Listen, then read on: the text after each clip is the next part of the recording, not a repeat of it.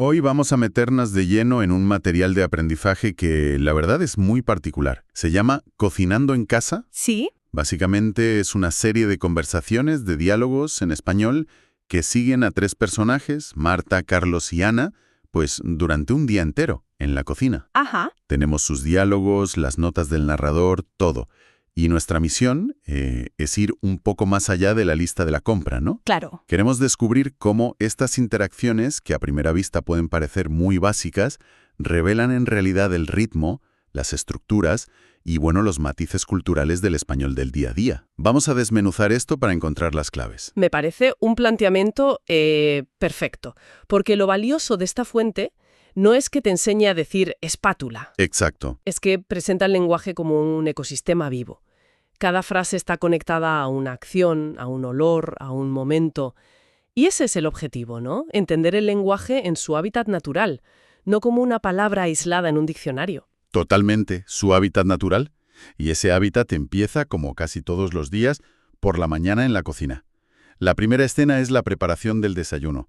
Y a mí lo que me llama la atención es lo rápido, lo orgánico que fluye todo. Sí, Carlos entra y pregunta algo tan simple como ¿qué estás haciendo? Y la respuesta de Marta es voy a hacer huevos revueltos. Y justo después llega la oferta. ¿Necesitas ayuda? Es que no hay pausas, es un baile. Es un baile verbal, sí, muy fluido. Y he señalado dos frases que son oro puro para un aprendiz. El narrador de la fuente, de hecho, lo destaca, y con mucho motivo.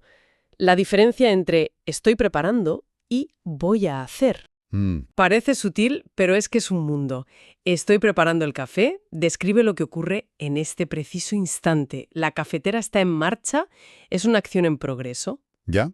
En cambio, voy a hacer huevos revueltos es una declaración de intenciones, un plan inmediato que se pone en marcha ahora mismo. Controlar ese matiz, entre el presente continuo y el futuro inmediato, te saca del nivel libro de texto y te mete en la conversación real. Claro. Entonces, si Carlos hubiera preguntado, ¿qué haces? Y Marta respondiera, hago huevos revueltos, sonaría raro, ¿no? Sí, como si describiera una costumbre, un hábito, y no lo que está pasando en ese momento. Precisamente. Sería gramaticalmente correcto, sí, pero contextualmente muy extraño. Y en esa misma escena aparece otra de esas frases que son puro lenguaje real. Ah, sí. Sin café no puedo vivir. Es una hipérbole, obviamente. Nadie se muere por no tomar café, claro. Pero es una exageración tremendamente común y relatable. Es el tipo de frase que crea conexión inmediata, ¿sabes? Totalmente. Y mientras discuten sobre el café, empiezan a buscar los ingredientes. Aquí la fuente nos muestra otro nivel que es fundamental, el lenguaje para localizar cosas. Ajá. Preguntas como ¿tenemos huevos? O ¿dónde está el queso? Y las respuestas son igual de importantes. Solo quedan 4, en el cajón de abajo. Puede parecer trivial, pero esta es la maquinaria de la cocina. Antes de la creatividad está la logística. Claro. Y este tipo de diálogos, junto con los verbos de acción básicos como lavar, cortar y picar, son el andamiaje sobre el que se construye cualquier receta. Dominar estas estructuras te da la confianza para empezar a cocinar y, bueno, a conversar. Vale, ya tenemos todo localizado y cortado. El siguiente paso lógico, claro, es encender el fuego. Y aquí la colaboración se vuelve todavía más crucial. Hay un momento que parece muy simple, pero a mí me pareció revelador. Es cuando Carlos pregunta, ¿fuego alto o bajo? A mí lo que me fascina de ese intercambio no es la pregunta, es la respuesta de Marta. A ver. Medio. No queremos quemar nada. Fíjate en el verbo, queremos. Ostras, es verdad. No dice no lo quemes o ten cuidado, que sería una orden, una advertencia. Al usar la primera persona del plural, convierte una instrucción en un objetivo compartido. Claro. Pasa de ser una jerarquía a ser un equipo. Es una observación brillante. Nunca la había visto así. Es un estamos juntos en esto. Y esa misma idea de equipo se ve justo después, al sazonar, que siempre es el momento más subjetivo. Sí, Marta prueba y dice, necesita más sal. Y la respuesta de Carlos es, yo confío en tu gusto. Esa frase me parece potentísima. Lo es, porque en apenas 3 intercambios han gestionado una posible fuente de conflicto. Fíjate en la secuencia. Primero, una pregunta que busca consenso. ¿Le ponemos a la hora? Ajá. Luego, una instrucción con un matiz muy personal. Solo un poco, no me gusta muy picante. Establece un límite claro. Y finalmente, esa expresión de confianza que mencionas, yo confío en tu gusto, que delega la decisión. Ya. Es una negociación rapidísima y muy elegante sobre cómo alcanzar un sabor común, que en el fondo es una metáfora de cómo colaborar en cualquier tarea. Esa dinámica de dos se amplía cuando entra en escena un nuevo personaje, Ana, y el plan del almuerzo se vuelve más ambicioso. Arroz con pollo. La forma en que Ana se integró me pareció muy reveladora. ¿Te refieres a que simplemente pregunta si puede ayudar? Sí, y a que la respuesta es inmediata y práctica. Claro, puedes poner la mesa. No hay un no, no te preocupes, tú eres la invitada. No, para nada. Se asume que la colaboración es la norma. El que llega se suma. Has dado en el clavo. Esto conecta directamente con la observación que hace el narrador de La Fuente sobre el papel de la cocina en la cultura hispana. A menudo no es solo el lugar donde se prepara la comida. Es más que eso. Es el centro neurálgico de la vida social de la casa. Es un espacio de encuentro, de trabajo compartido. Integrar a alguien en la tarea de poner la mesa o picar una verdura es una forma de decirle, eres parte de esto, eres de la familia. Es un gesto de inclusión muy potente. Y a raíz de esta comida más elaborada, el arroz con pollo, Marta dice algo que me hizo pensar. Dice, no es difícil, solo necesita tiempo y paciencia.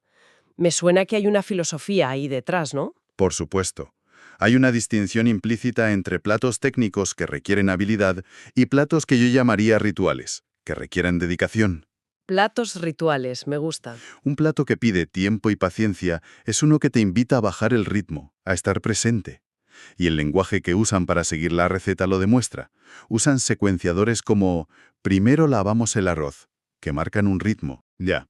Y surgen preguntas para clarificar detalles. ¿Cuántas veces? ¿Cuánto tiempo se cocina el pollo? Es una pequeña clase de cocina improvisada, una transmisión de conocimiento oral, como una tradición que se pasa en tiempo real. Exacto.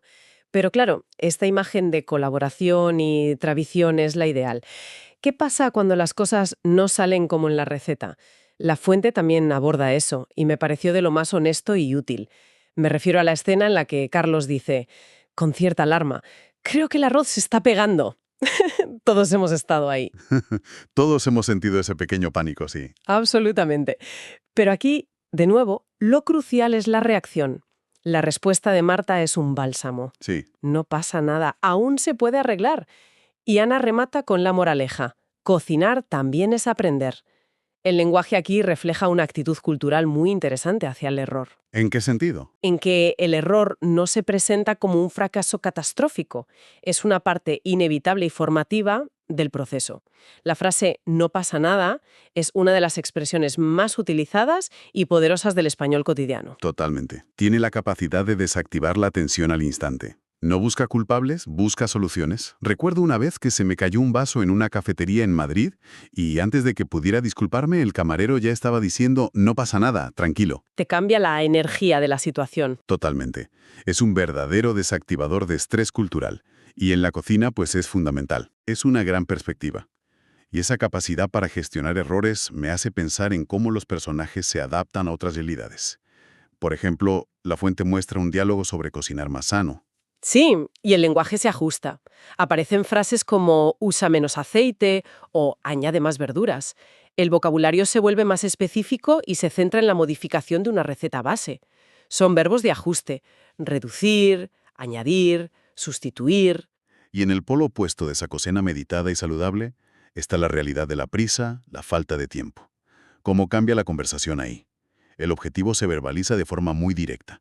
Preparo algo rápido. Y los platos que se mencionan, pues, son elocuentes. Una ensalada o un sándwich. Claro, el lenguaje se vuelve minimalista, porque la acción también lo es. Nadie dice voy a elaborar un sándwich meticulosamente, no. La propia elección de las palabras, algo rápido, comunica sencillez y eficiencia. Ya. Y luego está el tercer escenario, cuando cocinas no solo para el día a día, sino para invitados. ¿Qué pistas nos da el diálogo sobre eso? Ahí el cambio es total. El objetivo ya no es la rapidez ni la salud, sino agasajar. La intención es cocinar algo especial. Algo especial. Y el plato de ejemplo es pasta con salsa casera. La palabra casera aquí es clave. Implica dedicación, tiempo, un esfuerzo extra que se hace por los demás. Contrasta brutalmente con algo rápido. La elección de las palabras no solo describe la comida, comunica la intención social detrás. Después de todo ese esfuerzo, ya sea rápido, sano o especial, llega por fin el momento de sentarse a la mesa. El ciclo se va cerrando y aquí aparece esa expresión tan importante: buen provecho.